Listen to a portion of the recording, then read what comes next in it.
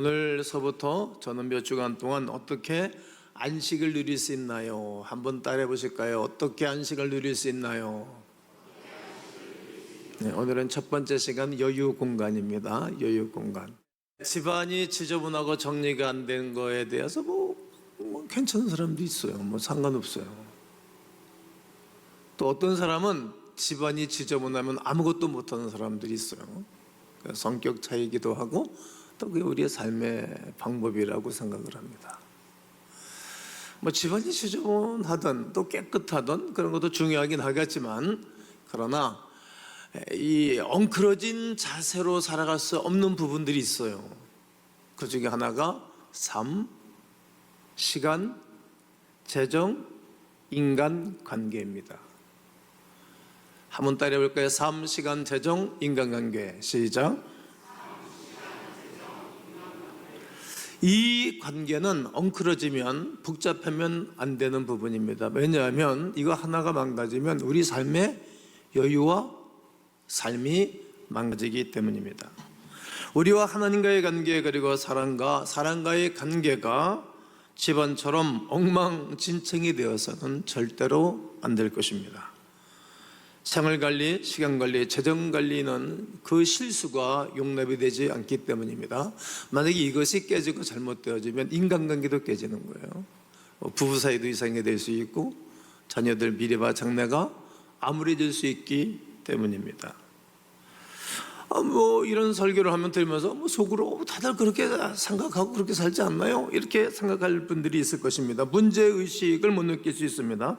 그러나 우리가 잊지 말아야 할 것은 분주한 시간관리, 또 복잡한 인간관계, 그리고 무분별한 소비, 그리고 치명적인 결과를 초래한다는 사실을 알아야 합니다.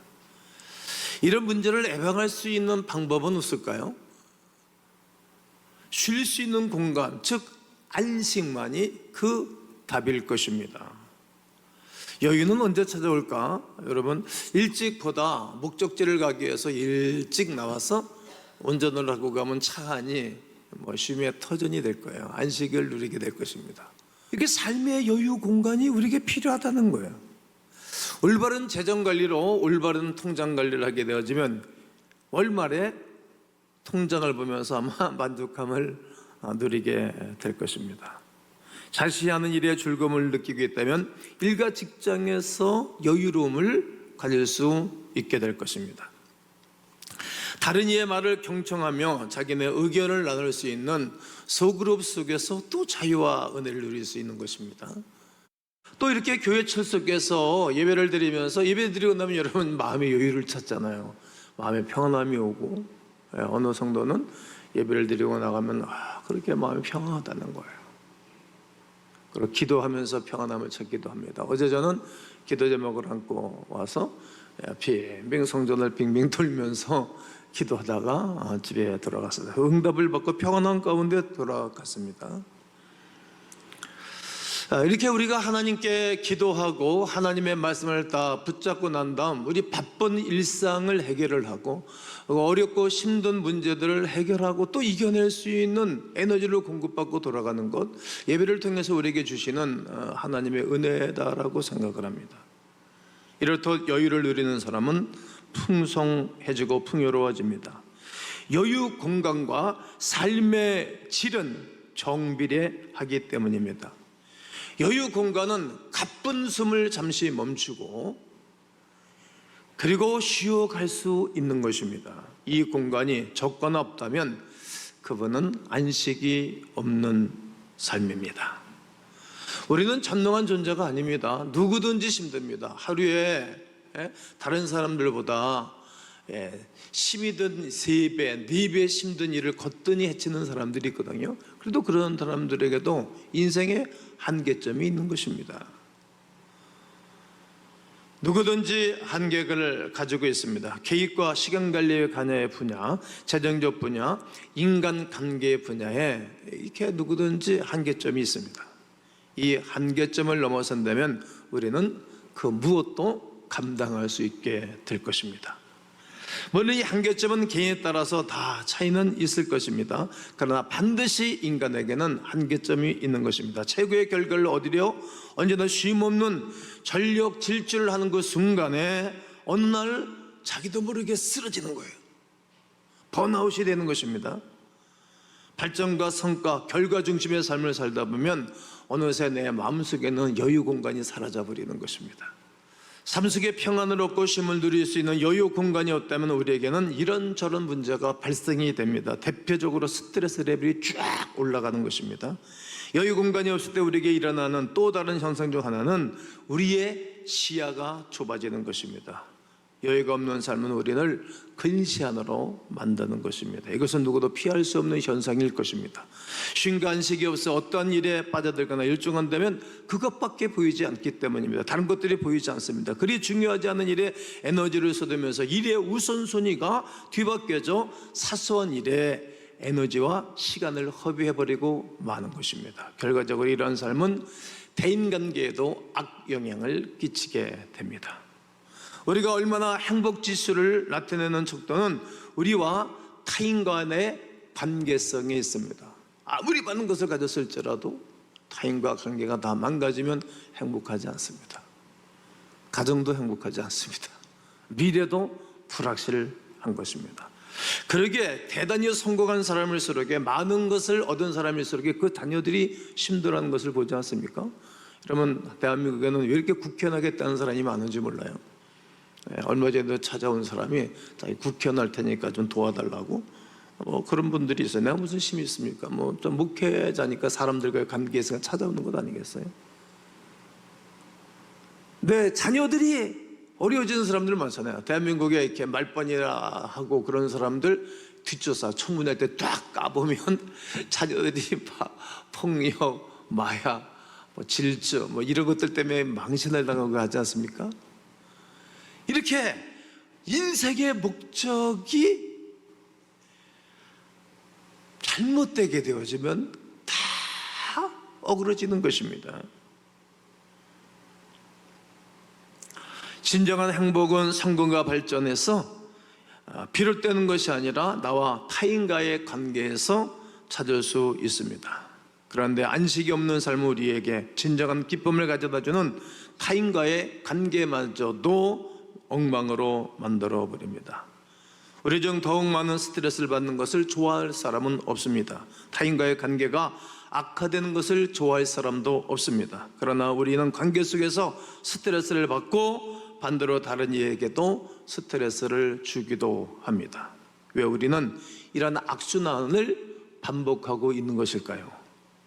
원인이 무엇이라고 생각하십니까? 어떤 사람은 피할 수 없는 사회 구조 때문에 그렇다라고 말하는 사람들도 있습니다. 또 어떤 사람은 자신 안에 원인을 발견하려고 애쓰기도 합니다. 시간관리, 돈관리, 관계관리에 실패한 탓이라고 말하기도 합니다. 인생의 경험 부족과 훈련 부족, 또 내가 아는 지식이 없어서 이렇다라고 말하는 사람도 있습니다. 그러나 우리가 안식과 평안을 잃어버린 채 스트레스를 주고 받는 것보다 근본적인 원인은 따로 있는 것입니다. 그것이 바로 무엇일까요? 두려움이라는 거예요. 우리가 무엇을 두려워 있는지 아십니까? 실패와 외면에 대한 두려움이 있는 것입니다. 여러분, 실패는 멋진 거예요. 왜? 그것을 다시 한번 점검해서 나갈 수 있기 때문에 그렇습니다. 성경이 그것을 말해주고 있습니다. 그리고 기회 상실에 대해서 많은 사람들이 두려워하고 있는 것입니다. 왜 그 일을 그만두지 않습니까? 이렇게 물으면 왜 그렇게 무리하십니까? 라고 묻는다면 대부분의 사람들이 이렇게 말하는 것입니다. 제가 그 일을 그만둔다면 나라는 존재가 잊혀질까 봐 두렵습니다. 제가 뒤로 물러난다면 내 인생이 도태될까 봐 두렵습니다. 그래서 많은 연예인들이 군대 가기 전에 인기가 상승한 연예인들이 여러 가지 방법으로 병역을 기피하기도 하고 미루고 안 가는 거예요. 속속들이 잘 설명이 안 되지만 모든 사람들이 여러 가지 이유 때문에 두려워하고 있는 것입니다. 우리 아이들이 받고 있는 교육을 우리가 나도 안 시키게 되어지면 우리 아이들이 도태될까 봐, 뒤로 물러설까 봐, 연약해질까 봐 너나 없이 다 공부시키는 거예요. 그런 의미를 본다면 그렇게 두려울 필요가 실은 없어요. 여러분 항상 공부 1, 2등만 한 사람만이 인생을 복되게 살도록 하나님 만들어 놓지 않으셨어요. 그러면 하나님이 불공평한 거거든요. 그런 의미를 본다면 김연아 선수 어머니가 훌륭한 거죠. 이것저것 한 번씩 다 시켜보는 게 좋아요. 박태환 선수의 어머니 같은 사람이 훌륭한 거예요. 수영장 한번 들어가 봤더니 얘가 그렇게 좋아하는 거예요. 그래서 시킨 거예요. 요즘 연예인 돼가지고 얼마나 잘 나갑니까? 다 잘할 필요 없어요. 어떻게 다 잘합니까? 여러분 다 잘합니까? 여러분 어머니 아버지들? 저 다 잘하지 못합니다. 너 잘하는 거 한 두 가지 있습니다. 제가 그거 가지고 인생을 사는 거예요. 그러니까 무조건 되고 우리 아이가 도태될까 밀려나갈까 봐 그냥 막 교육률에 이 돈 저 돈 끌어다가 자기 한 달 수입의 3분의 1씩 그냥 교육비에 투자하고 있어요. 나는 비합리적이라고 생각합니다. 두려움 때문에 그렇게 부모들이 하는 것입니다. 보다 여유로운 젊은 시절에 많은 것을 해두지 않으면 안 될 것 같은 두려움의 무리이기도 합니다. 또 다른 사람들이 나한테 무리한 요구를 할 때 어쩔 수 없이 들어줘야 하는 그러한 것도 다 미래에 대한 두려움입니다. 난 한국 정치를 늘 살펴보죠. 한국 정치 살펴보면 와서 개인적으로 나를 찾아와서 국회의원들이 말하게 되면 이게 잘못됐다 그러는 거 그러면 가는 거예요. 왜? 미래에 대한 두려움. 공천 못 받을까 봐. 아니면 아니라고 해야 되잖아요. 그렇게 못하는 거예요. 우리는 미래에 대한 두려움 때문에 노 할 줄 아는 그리스도인으로 살아야 되는데 못하는 거예요. 예스 할 줄을 알아야 되는 그리스도인이 되어야 되는데 못하는 거예요. 왜? 미래에 불확실한 두려움이 손에 걸까 봐 말이죠. 뒤처짐에 대한 두려움은 타인과 나의 삶을 비교하는 데서 비롯되는 것입니다. 저분의 여유로운 삶, 저분의 환경, 저분의 삶의 공간, 그것과 나와 비교해 보니까 내가 너무 두려운 거예요, 미래가. 그래서 늘 긴장하는 거예요. 또 인정받지 못함에 대한 두려움을 느끼기도 하죠. 남들보다 더 좋은 능력을 받고 싶은 마음은 우리에게 있을 것입니다. 나의 존재가 타인에게 더욱 의미 있고 가치가 있기를 원하는 마음입니다. 이런 어두움을 우리로 하여금 우선순위를 놓치게끔 하는 잠재적인 원인이 될 것입니다. 자신의 존재 업적을 알려 인정받는 것에 집중하다 보면 정적 우리가 가장 중요한 것을 놓칠 수 있는 위험에 빠진다는 사실입니다. 흘러간 시간을 결코 돌이킬 수 없습니다. 대학 입시 시절에 낙제했다면 다시 1년 공부하면 되잖아요. 관계가 소홀해진 사람과의 관계를 회복하려 다시 노력하면 되지 않겠어요? 다시 한번 해봅시다 우리. 아주 멋진 생각이고 삶이라 생각합니다. 여러분 지나간 20대의 시간을 돌이킬 수는 없습니다. 저는 20대로 돌아갈 수가 없습니다. 또 30대도 그 시간이 지나가면 20대로 돌이킬 수 없습니다. 40대도 역시 마찬가지겠죠. 50대도 역시 마찬가지겠죠. 60대도 역시 마찬가지요. 70대도 역시 마찬가지일 것입니다. 흘러간 시간은 다시 되돌이킬 수가 없습니다. 이 사실을 간과한 채 삶을 살아간다면 결국 우리에게 남는 것은 후회뿐일 것입니다. 하나님께서 무려 400년 동안이나 노예 생활을 한 이스라엘 백성들을 해방시키고 약속의 땅 가나안으로 인도하십니다. 약속의 땅에 들어가기 전에 하나님은 백성들에게 율법이라는 말씀을 제정해 준 것입니다. 우리가 잘 알고 있는 십계명도 그때 받은 율법서입니다. 그에게는 십계명 이외에도 하나님께서 명령한 율례와 규례와 법대가 존재합니다. 노예 근성에 사로잡혀 있던 이스라엘 백성들에게 새로운 나라를 건설하셔야 했기에 하나님은 율법을 통하여서 새로운 사고, 새로운 행동, 새로운 삶을 살 수 있도록 그들에게 심어준 것입니다. 이렇게 칩을 하나 껴준 거예요. 야, 너의 인생 속에 안식이 있어야 되겠어. 여러분, 저는 우리 교인들이 평안하고 안식을 누리고 살기를 원하고 그런 마음이 있어요. 난 우리 두 아이에게, 우리 아들과 딸이 애가 평안하기를 나는 원하는 거예요. 그 편하기를 원하는 것은 인간의 노력만으로 되는 것이 아니라 하나님이 우리에게 새로운 삶을 살 수 있도록 넣어준 칩 하나님의 말씀을 붙잡고 순종할 때 인생이 여유가 생기고 안식을 누리게 되어지고 행복한 삶을 살아갈 수 있는 것입니다. 하나님 우리를 새롭게 하기를 원하시는 거예요. 바로 그 새롭게 할 수 있는 방법은 안식일에 관한 율법입니다. 따라해 볼까요? 안식일에 관한 율법이다. 우리가 대부분이 안식일을 하면 단순히 그냥 쉬는 것으로 생각합니다. 그것도 맞습니다만 그 원래 정답은 아닙니다. 이것은 굉장히 위험한 생각일 것입니다. 성경에 이런 말씀이 있지 않습니까? 일하지 않는 자는 먹지도 말라고. 쉬는 것만 인생의 안식은 아닌 것입니다. 하나님께서 오랜 노예 생활로 1년 내내 쉬지 않고 일해야 할 수밖에 없는 이스라엘 백성들이었어요. 40년 동안 그들이 종살이를 했는데 400년 동안 종살이를 했는데 말이죠, 이들이 쉬지 않고 일을 했어요. 그러니까 이게 하루 이틀의 노예 근성이 생긴 건 아니잖아요.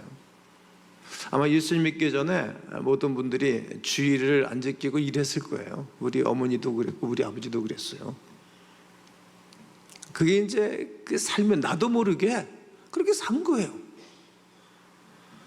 그런데 그 관념적 사고와 생활에 쩌들어 있는 이스라엘 백성들에게 안식일날 쉬어. 내가 첫째, 둘째, 셋째, 넷째, 다섯째, 여섯째 열심히 일했어. 아무것도 없는 곳에서 모든 세계를 아름답게 창조해놨지. 그러나서 7일째 되는 날에 나도 쉬었다, 안식했다. 그러니 너도 안식하려는 거예요. 당신 스스로가 다 보여주신 거예요. 최고로 좋은 교육은 보여주는 것 아닙니까? 목사가 성도들에게 보여주는 거예요. 하나님의 역사하심과 축복하심을 보여주지 못하는 목사는 리더십의 부재가 생겨요. 우리 교회는 보여주는 것이 많잖아요. 여러분, 부모가 최고로 좋은 교육은 보여주는 거라고. 말로 하면 되게 싫어요. 우리 아버지 꼰대라 그런다고. 아버지의 멋있는 모습을 보여주는 거예요. 성공한 모습을 보여주는 거예요. 영적인 신앙생활을 보여주는 거예요. 왜? 하나님이 그렇게 하셨으니까 말이죠. 그래, 인생의 최고의 행복은 안식은 지키는 거다 라고 말씀하시는 것입니다. 그러나 안식일을 지켜 행하는 것이 당시 이스라엘 백성들에게는 결코 쉬운 문제가 아니었습니다. 그날 얻은 수확으로 하루를 살아가는 경제적 구조에서는 더욱더 어려웠던 것입니다.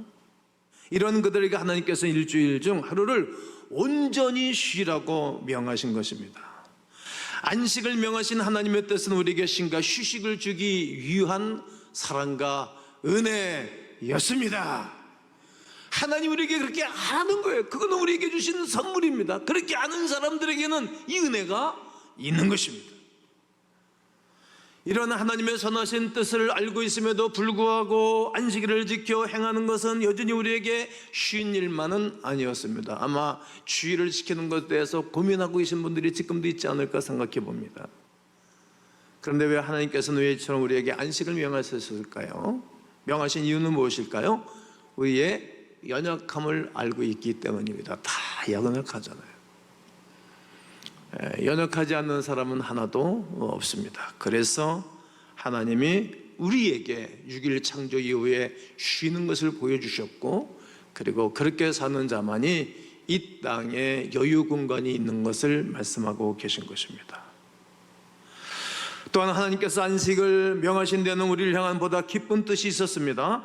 전능하신 하나님을 신뢰하는 방법을 가르쳐 주시기 위함이었습니다. 그럼에도 불구하고 우리는 안식을 명하신 하나님께 이렇게 묻곤 합니다. 하나님, 이 일만 끝내고 하겠습니다.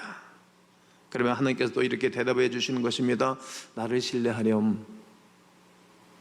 하임 내가 우리 아이 대학만 들어가고 나면 그렇게 하겠습니다. 나를 신뢰하렴. 우리 아이 취직만 하면 그러면 그때마다 나를 신뢰하렴. 우리 아이 이제 집을 한 채 사게 되면 그럴 때마다 나를 신뢰하렴. 하나님, 내가 빚을 다 갚고 나면 내가 이렇게 할게요. 그럴 때마다 나를 신뢰하렴. 우리는 끊임없이 연약함을 노래하고 우리는 끊임없이 핑계를 대면서 하나님 앞에 대항을 하죠. 그때마다 나를 신뢰해. 내가 태어나서 오늘까지 살기까지 내가 너의 주인이었지 않니?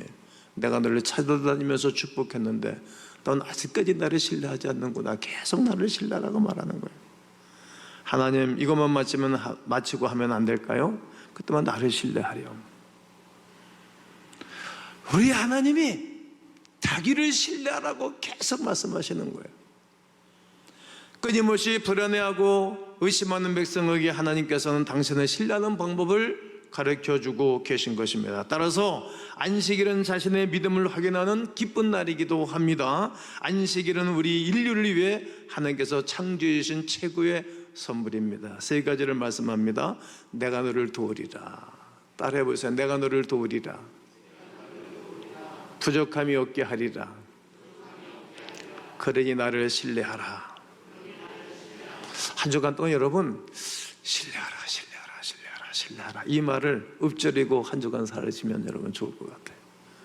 어딜 가나 하나님을 신뢰하라, 신뢰하라, 신뢰하라. 오늘 우리 주님이 주신 말씀은 신뢰하래, 신뢰하라, 신뢰하라.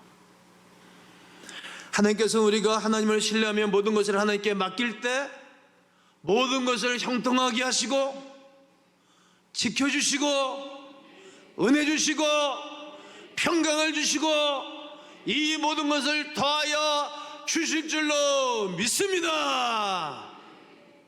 오늘 본문이 그러므로 염려하여 이르기를 무엇을 먹을까? 무엇을 마실까? 무엇을 마실까? 입을까 하지 말라. 이는 다 이방인들이 구하는 것이라. 너희 하늘 아버지께서 이 모든 것이 너에게 있어야 할 줄을 아시느니라 말씀하시는 것입니다. 우리는 늘 무엇을 입을까, 무엇을 먹을까, 무엇을 마실까 늘 염려하죠. 이것은 다 이방인들이 구하는 것이라고 말하는 것입니다. 이방인들이 어떤 사람들입니까? 하나님의 존재와 하나님의 사랑을 믿지 않는 사람들입니다. 여러분, 아버지를 믿으면 애가 좀 당당하게 커요. 아버지들은 아이들에게 당당하며 선물을 주셔야 돼요. 아버지를 신뢰하는 그런 믿음 아주 중요합니다. 이게 부모를 신뢰하는 사람들은 말이죠, 그냥 당당한 거예요. 두렵지 않은 거예요. 지나칠 정도로 두렵게 키우면 그것도 문제이지만 말이죠. 이처럼 우리 하나님을 신뢰하면 염려하지 않는 거예요. 또 어떤 사람은 내가 뭔가를 일을 해야만이 평안한 사람들이 있지 않습니까? 그러나 우리에게 주님께서는 말씀하시는 것입니다. 이는 다 이방인들이 구하는 것이라. 너희 하늘 아버지께서 이 모든 것이 너희에게 있어야 할 줄을 아시느니라. 여러분, 하나님만을 신뢰한다면 어떤 일이 벌어질까요? 두려움으로 인해 우리에게 마땅한 일이 일어났습니까? 아직 일어나지 않는 일 때문에 근심하는 거예요. 앞으로 아무것도 그 시간도 그 날짜도 안 됐는데 미리 걱정하고 두려워하는 거예요. 그러니까 인생이 우울하고 인생이 행복하지 않은 것입니다. 마태복음 6장 33절에 그러니 너희는 먼저 그의 나라와 그 의를 구하라. 그러면 이 모든 것을 너에게 더 하시리라. 이미 다 주님이 준비해 놓으신 줄로 믿습니다. 여러분, 아무리 생각해 봐도 호락호락하지 않은 세상에 우리는 살고 있습니다. 여러 가지가 그렇습니다. 우리는 스스로 늘 돌봐야 됩니다.